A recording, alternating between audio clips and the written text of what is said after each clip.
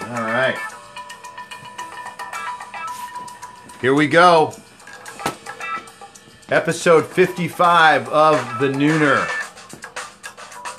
I'm going to stall while we get a couple people showing up. Welcome, welcome. I'm your host of The Nooner. My name's David Bradley. Over my shoulder here is my good buddy Robert Wiesman. We're going to be talking about solopreneurship, WWE, and what those two things have in common. So thank you guys for hanging out with us. Appreciate in advance any restreams and retweets and favors that you're going to throw at us. Just for the occasion, I've got my Ultimate Warrior t-shirt on, which was given to me by my buddy Tom Lamb. So let's get into this thing. Let me introduce myself to you first. My name is David Bradley. I'm a sales and marketing manager with Grant Cardone. Been working with Grant since March of 2011. Grant's technology took me from barely surviving in sales to thriving in it. So any chance I get to pass that on to somebody else, I'm all in. What we do in our company, Cardone Training Technologies, we work with individuals and companies alike. Whether you're a business of 1 or 100 or 100,000, we can increase production in your organization 15 to 30% simply by helping you find and then handle missed opportunity. If that's something that raised an eyebrow for you, if you want more information on that, reach out to me, david@grantcardone.com, or give me a call at 310-777-0352. Two other things about me. I'm the author of a book called How to Stop Smoking Without Killing Anyone. Smoked the cigarettes for over 15 years, could not quit, but found a way to stop. And I detail that journey in my book, How to Stop Smoking Without Killing Anyone. You can get more on that at www.stopdon'tquit.com. Or feel free to email me for information on that as well. Also, I'm a founder of a hashtag called Rich Man's Gym. This is about home-based strength and conditioning for body, mind, and spirit. You don't have to go to the gym to look good naked. You can do it right from the privacy and comfort of your own home or the local park. That will be my next book, Rich Man's Gym. You can get more on that by just searching that hashtag either on Twitter or Instagram. So, what are we talking about today? So this is my good buddy Robert Wiesman over here. And Robert, why don't you tell everybody, hey buddy, tell everybody who you are and what you do. Well, I am Robert Wiesman. I am also, I can relate with Dave. Learned a lot from Grant Cardone's material in my day, and it's definitely the real deal. I am the co-host of a podcast for auto dealers called The Dealer Playbook. That's at thedealerplaybook.com. And I am also a director of online media for FlexDealer, my friend Michael Cirillo's tech company up there in Canada. And just and now I'm officially announcing now that I think I'm going to start going in as a self-proclaimed expert in the art of professional wrestling. I think I'm going to add that to my handle now. Yeah, do it. Yeah. So what do you enjoy most about what you do with FlexDealer and with the Playbook? Man, I just like the opportunities to be creative and to, engage, hang out, and talk to a lot of people with a lot of shared interest, and, help people from my mistakes and past things that I did along the way, and people that are along the way with me, because again, and the opportunity to learn from so many great people as well. I mean, they come hand to hand. The more people you try to help, the more people you're going to learn from as well. How long were you in the car business as a salesperson? Like maybe 2 years. 2 years. What'd you do before? What'd you do before that? I ran a bunch of my own businesses. When I went to the car business, it was my first job in my whole life. I was 30 years old. Okay. Working for somebody else. So I did skate. I had a chain of kind of like skate wear, streetwear boutiques and shops. I did was big with New Era Cap Company. The guys that make the on-field cap and all the ones that baseball players wear, now the football players wear on the sidelines, and right. Okay. Just a bunch of different organizations like that. So you've been in entrepreneurship the whole Since time. I was a kid, man. I used to sell toy wrestlers at the malls and at the hotels when they'd have the baseball card shows and stuff like that going on. So do you think that your experience and time spent as an entrepreneur had a huge impact when you actually got a real job? Oh, yeah. That was the whole reason. The reason why I, at that time in my life, where I was like, you know what, I'm going to go work for somebody else. I'll be honest with you, it's because I knew I would be good at it. Because I never worked, you know, if I went in and worked for somebody else the way I worked for myself, I would be like Jesus Christ. Right. Yeah, totally. You're walking on water over there. You know, Ric Flair. So now what is your thing with, so you're a big wrestling fan, right? Yeah. That's like, I'm sure there's a few. But like, what's the story with that? Like, how did you get? I grew up watching it, man. It was like, you know, I grew up in the Northeast, so we had the WWF product, and I had an older brother, you know what I mean, and he had his friends. He was like 8 years older than me, and cousins, and like everybody watched it. It was fun. It was more cartoony, and then it's kind of cartoony in today's, you know, WWE product. Yeah. Because I love way more wrestling. It's not WWE isn't even my favorite wrestling product out there today. But it's still the biggest. It's still the biggest show. You know what I'm saying? Right. But I don't know. It was just, it was there. It was like I watched it my whole life. So now, but my dad, my parents, forget it. They hated it. They hated it. Really? I had like that younger, cool uncle on my mom's side that would like take us to the matches. Yeah. You know? Yeah. Well, why did your parents hate it? I don't know. They just thought it was cheesy. I guess because it was.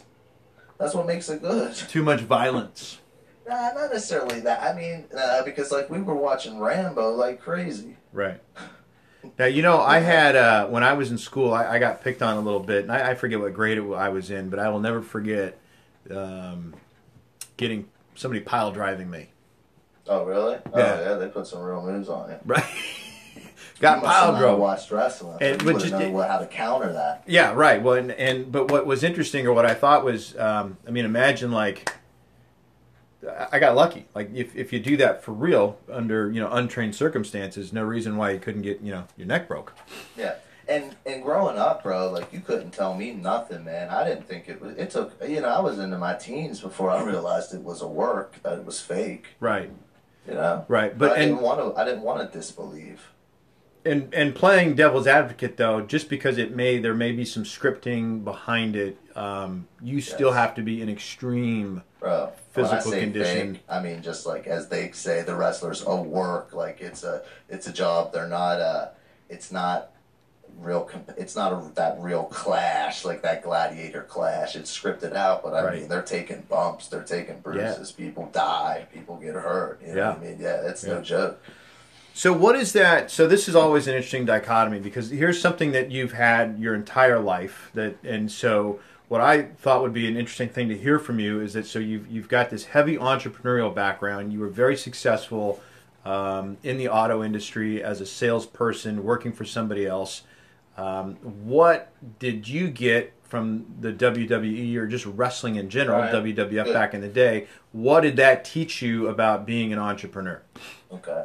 Well, first off, let me talk about WWE fans, like wrestling fans. Like when most people think about them, like I love professional wrestling of all you know levels, but in most cases I don't like wrestling fans because the majority of wrestling fans are the stereotypical wrestling fan.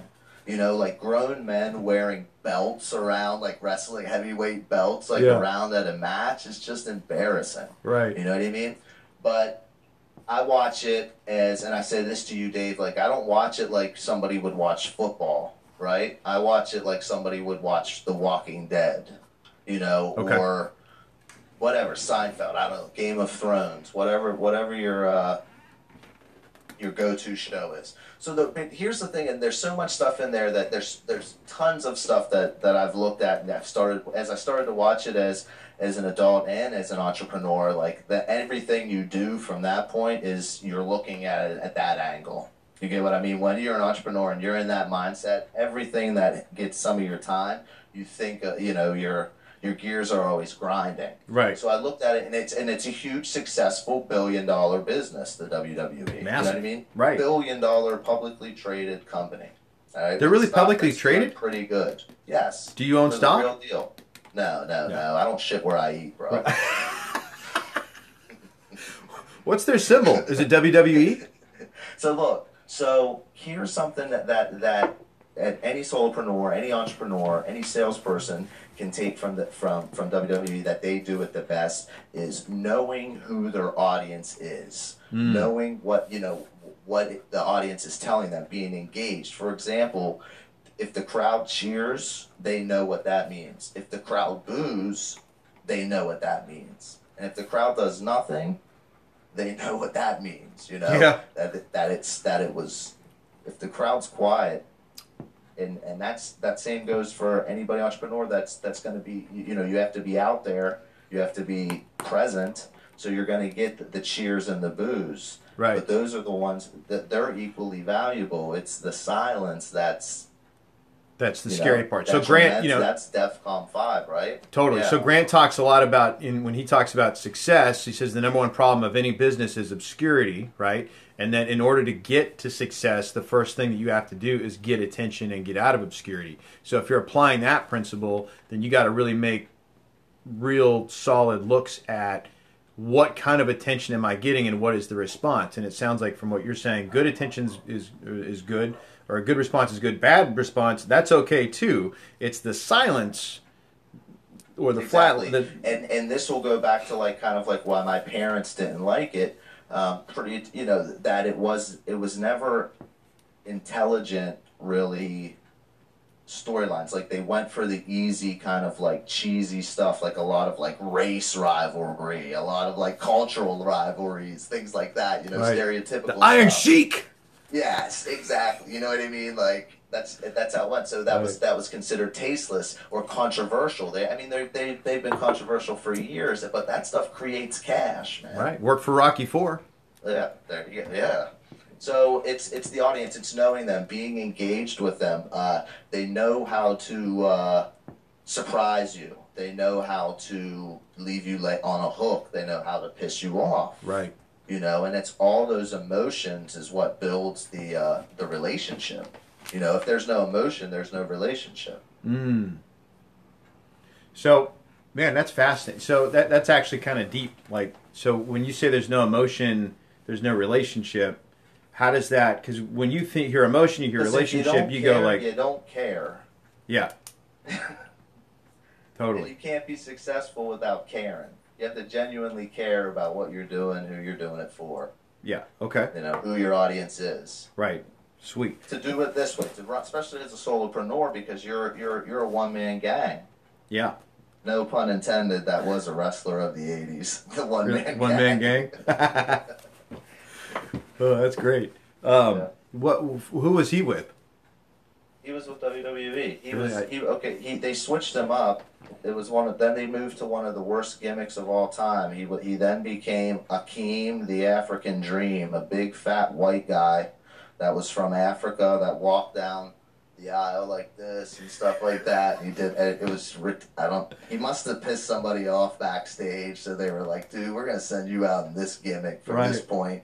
Nice. So you didn't have any choice in that. So the first thing you would tell somebody is to know and then engage the audience. Well, because you can't do the rest of the steps that it takes to really build it up online and to build your brand and build your business online without knowing who your audience is, because everything after there, you can't be creating your service, your product, your content, your everything around what you want or what you think or for you. It needs to be for your audience. From where you're sitting, what do you think is the most powerful tool to get to know and engage your audience? If someone, as an entrepreneur, on maybe whether that be on a social media platform or in person, what do you think is most powerful? It depends on the size of it and the scale of it. For example, you can get to know a lot about your audience if you're in groups on social media, on other blogs that get the same target. Your target audience is also going to their blog or their website in the comment sections and stuff below there, and forums. Also, and here's a good one: Amazon reviews. You search somebody that might have a product or a book or something out that's catering to your exact same audience. Go in there and listen to the reviews and what people liked, disliked, what really stuck out to them, and they're going to be saying it in their own organic language, because everybody talks it from a keyboard, Right. fast before face-to-face, so you can get real hard intel there. That's a really good. I never even thought about that. That's phenomenal. Because then when you know your audience and then you go to produce this information for them, this content for them, you know how you're going to interact with them online. You're going to have hear it from them in their own language, in their words, and then you're going to be able, if they're talking about a pain point about something here, this is on any reviews for that matter. Because then you can look, especially in the auto dealer world, look at what the people are saying about the other Honda dealership. Right. In wherever, what they hate, what they despise, what gives them anxious, what they love, what makes them very happy, and use that when you're creating your messaging. Essentially, your marketing, your unique selling proposition, building value in yourself, because you're saying to them exactly what they said. You're speaking their language. You're speaking their language. It's fantastic. Yeah. Love it. That's a great point. So we're getting to know and we're engaging with our audience. What's the next step? All right. Well, the next thing that I noticed that they do well with that is that once they know the audience, they know what the audience likes, what they don't like, what's working. They don't shoot from the hip. They plan around that. So then they tell their stories, because I'm not telling anybody anything new here with stories or what sells, and it's not necessarily Mother Goose stories, but it's the connection with you and the client, the prospect, whatever you're trying to accomplish. So they tell consistent stories, but on a consistent format. Tell the 18 thing that you were telling me earlier. The format is this is something one of my, an expert and author, a guy that's coming on the Dealer Playbook soon. His name's Andrew Davis. He wrote this book that I've read a couple times. This guy's awesome, and he talks about how if you think about it, it's the format of what people become a fan of, become addicted to, and here's how he explained it. You want me to go into that, Dave? Yeah. That kind of really breaks it down. Okay, so I would assume that depending on how old you are, you remember the show in the 80s. It was called The A-Team, and that starred Mr. T, and they were like these renegade war heroes, but somehow got set up, and then they became war criminals, and the military was after them. Well, they went on the lam, and they become this per hire group that they help people that can't go to regular authorities or something like that, And every episode would start with them sitting around chilling, whatever. Then boom, the call comes in. They're off, right? They're off on the thing. They're going to help this thing collect the big check. Then they come in, they have the big shootout with the bad guys at the end. Boom, the army just misses them. The army catch wind of what's going on. They get there just a tad too late, and it ends with them in the same situation where they started, waiting on the next gig, right? Right. Then one time, this had successful. How many seasons? Seasons. How many seasons were they on? Oh, I mean, I'm not IMHB or whatever that IMDb? is about me. Yeah, I mean, I don't know all that. But 5 years though, right? I remember the 18. At least. I mean, and it was hot. It was red hot. I mean, Mr. T became a superstar, right? Right. So this thing, then what happened was all of a sudden then they switched the format up. They had the army capture them, all right? Once the army captured them, there was a series of them in jail and stuff like that. Listen, I think it was 8 weeks after this happened, the show was canceled. It went from the hottest thing on the charts, and it killed the ratings. Water gone. The audience dropped off because the format changed. Right. So then when you look at WWE, they've always got very consistent, similar stories. The good guy versus the bad guy. The good guy they call the baby face. The bad guy they call the heel. They go in, they clash. The bad guy, the heel's beating him down. He might cheat a little bit. He'll use the rope, choke him out a little bit, yell a little bit to the crowd, get them engaged and pissed off. Then all of a sudden the crowd will start chanting and the baby face will start coming back. Then one or two things happens. The baby face then makes the comeback, goes through his classic moveset, finishes them with his finish move. Right. 1, 2, 3, boom, they go home. Or what are you going to do when the Hulkamania runs all over you? Chair, a a guy comes in out from under the ring, or the manager passes him his cell phone or the urn that carries around the ashes of somebody, and they use that implement, or the referee gets knocked out, or he grabs the tights or uses the rope, and it's a dirty finish. It's never like a clean, like the bad guy does the finishing move 1, 2, 3. Right. And that's not permanent. So and then when the bad guy wins, it's not permanent because the good guy ultimately has a comeback. You got to tune in for that next week. Everything is done in threes. There's the first. It goes like this. They split them. It's even Steven booking, and then they come to that. It's one, you get one, then rematch you get. We go to the third final clash. Once something happens once and for all. Somebody goes over. Okay, great. So now when we're telling our, as Gary Vee puts it, telling our story in a noisy digital world, like what do we need? How do we do that then? How do we maintain? You got to figure out what platform you're going to use. Are you going to use Meerkat? Are you going to use iTunes podcasts? Are you going to do video, blogging, whatever? Because we agree that you have to have something, correct? Right. Okay, so you go into that, and then you focus on that and deliver that consistently format on a consistent basis to the audience. So I got some people that hang out with me a lot on the Nooner, and they do a lot of, they're here very consistently. They do multi-level marketing. So how would they want to tell their story, be consistent from that perspective? Well, okay, with multi-level marketing, so that's now, forgive me, please, but I mean that's where it's like you're the bigger your network, the more money you're making, right? Right. Well, then all you need to do with that, those guys there, they should be building an audience just around something that they're good at talking about, whether it's wrestling, whether it's local sports, whether it's this or that, because in the end, it's the more people that know them, the more money they're going to make. Yeah. And nobody's going to want to get to know them when they're selling that. When everybody knows them as they're going to sell you that. Like that's going to be the way that I come to know you as you know me as this guy, the MLM guy, rather opposed than the wrestling guy or the local restaurant guy.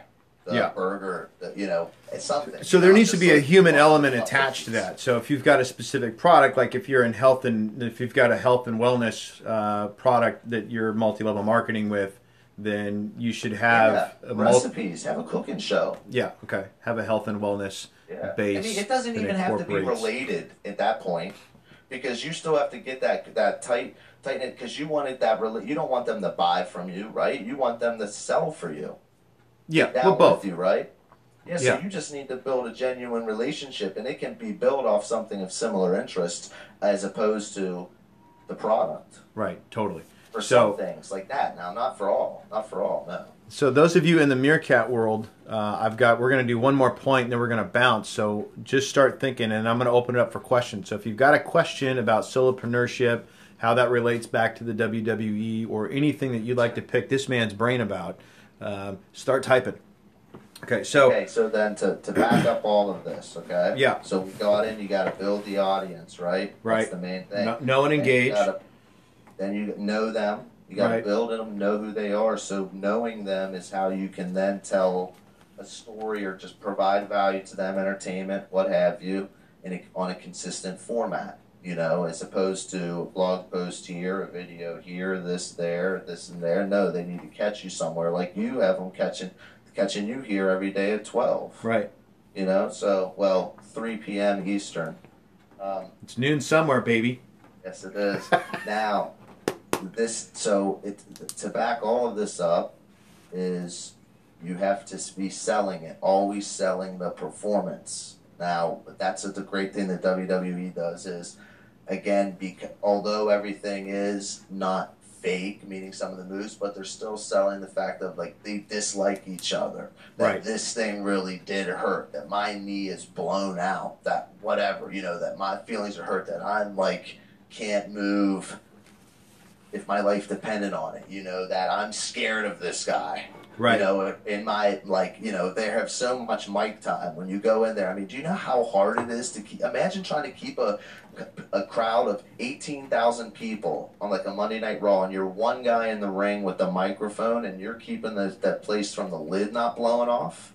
You know, you're keeping people that engaged, and millions of people at home not even there watching that shit on TV. A guy in a ring with a mic. Right. You know, talking. Who do you think has been the best at that? Oh, the best of all time is, it's non-wrestler, I'd have to say, is Paul Heyman. He's like Brock Lesnar's advocate and whatnot. But as far as a wrestler would go, yeah, Ric Flair's definitely up there. Dusty Rhodes, rest in peace. Yeah. Piper, rest in peace, is up there. Hogan's, you know, I don't think he gets enough. I think people rather, you know, real wrestling fans rather crap on Hogan than give him props, just because he wasn't the greatest in-ring like performer, but dude was you know, he was just, you know. But he's the guy that you remember. Overall performer. Tearing his shirt off, telling everybody to keep saying their prayers and taking their vitamins, and, you know, when he got beat down and how he would come back up and do the shaking He was delivering his stories in a consistent format. Yeah. That's why he worked. He's the Hulkster. But there's always the selling of the performance. When as a solopreneur, as in sales, whatever, when you're engaged with trying to engage your audience, or you're in a sales presentation, every step and every word is part of that performance. Not that it has to be phony, but it's designed to use the right words and the right motions to get the client to do what's best for the client. Because hopefully that's what your objective genuinely is. So you have to do what you need to move it in that direction. Put the super freak on him. Exactly. And that's all these guys are doing, is selling. They're selling the character. Like in the 80s, this was the best, man. Like those guys, the bad guy, the heel, would be going through the airport and kids would be wanting pictures with him, and they'd be like, no pictures, you know, and playing it, like, keeping it, you know, in character. Now today, like, there's pictures of them with the other guy that just wrestled backstage on Instagram. You know, I hate to say this because, you know, I have kids, but like, I don't, you know, showing the bad guy visiting the kids in the hospital just kills the whole, like, I'm glad he does it, don't get me wrong, but it's like, that just kills the whole thing. Takes him out of the bad guy. You know, you don't want to see him in there. It's like, oh man, the guy's got a heart, he likes little kids, you know, like that hurts the story, it does. And they do a lot more of that today, and that's kind of like soften the product. Again, they're the best at giving back, and that's another thing you can learn. Nobody does it like them, is give back. Yeah. You know, John Cena has done more Make-A-Wishes than anybody last year. Yeah. You know? So, and that's strong, and I love that. We got a question from the audience here. Marco Bernini is asking about best ad dollars for new business. So I'm just going to expand on that. So do you feel like if someone's new in business, do you feel like they should be spending money on advertising, or should they be doing something else, or if they're going to make the investment? As long as they have something to sell, yes, they should be paying to advertise. Where would the best place to put the money? Wherever that goes back to WWE, they know where to put it. You got to know your audience. Where they go, know where they're at. Fish where the fish are. There's no right or wrong. So you got to know where they're at. Right. So you want to do a lot of market research and make sure that you're fishing where the fish are. Mm-hmm. Okay. So Marco, did that answer your question? Hey, Bill says, what's the best way to keep and build an audience? And what is the best platform given the speed of change and development of different platforms? Good question. Good question, Bill. Okay, well, the best way to build an audience is, again, through delivering on a consistent platform. Dave has an audience for the stupidest, all due respect, Dave, please don't take offense, but and not the nooner, I'm not talking about the nooner, but Dave has an audience for one of the stupidest things I've ever heard. Dave, would you mind sharing that? I don't even know what it is you're referring to, because I think I'm pretty... You told me where you play the music just on there for hours, right? Oh, okay, yeah. Yeah, so... Right, so yeah, Saturday mornings at 8 a.m. Pacific time, I fire up the Meerkat, and I point it right in front of this 1947 old-time radio, and I just play big band music. And it works not because, and when I say stupid, I don't mean it's if ever different strokes for different folks or what somebody likes, but something that easy is something that people are tuning into, but it's consistent, right? And it's a format. Yeah. Okay, so consistency and format. And then as far as platform, that's going to be where you think that you excel. Like, do you think that, are you going to be better doing a video every day or every week, whatever? Are you going to be better at podcasting? Are you going to be better at Meerkat? Are you going to be better at, YouTube? There's so many different, which one are you going to feel that you're going to excel at, where you're going to be comfortable, and which one you're just going to plain old execute on. Yeah. So and I think what I would probably throw in there too is that if you're going to, whatever medium you use, you want to pick something that has some longevity to it. Meerkat and Periscope, they're brand new. They're big, fat experiments. Could be gone tomorrow for all we know. But I think the things that are consistent is, YouTube is probably not going to be going anywhere. Facebook's going to be around for a little bit. Twitter, those three cores. Dave, quick, I would definitely look to do something do it somewhere that's yours, though, in the end. That, maybe you use Facebook to get them back to your website to where you'll post this, whether it's a podcast, whatever, medium you use, because... building them and depending on that audience on these other channels that aren't yours is kind of like building a home on rented land. You know what I mean? Because you're not in control of it. It's theirs, not yours. Yeah. So this, so like YouTube could, tomorrow they could go away. Yeah. It never highly unlikely, but you never know. You don't want to build. That's putting all your eggs in one basket. You got to put them in yours. You got to get it back on your website. Like that's your launching pad. Right. So don't put your eggs in somebody else's basket. Yeah, well, that too. So, good. Meerkat World, what'd you hear today that you liked? This was, Robert took some time out of his valuable day to hang out with us. Would love some feedback from you, whether that's a tweet out to you. And hey, so. Robert, if anybody wants to talk to you or maybe look at getting some of your services, just hit me at Robert Wiesman on Twitter. That's Wiesman. The I before E. Thanks, Dave, for bringing me over, man. Good topic too, man. I didn't even have to come up with it. Dave came to me with this topic. I was very, very surprised with that one. Well, I thought you'd enjoy talking about it. Yeah, definitely seems like one of my definitely a topic I'd come up with. Right, totally. To talk about. Thank you for that. Yeah, my pleasure. Well, thank you for being here.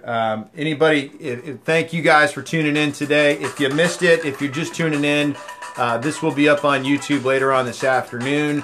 YouTube.com/Cardone Solutions. I got a playlist up there called The Nooner. Thank you guys for being here. Thank you, Robert Wiesman, for hanging out with me today. Have a great rest of the week, everybody. And we'll talk to you tomorrow. Thanks. Be great.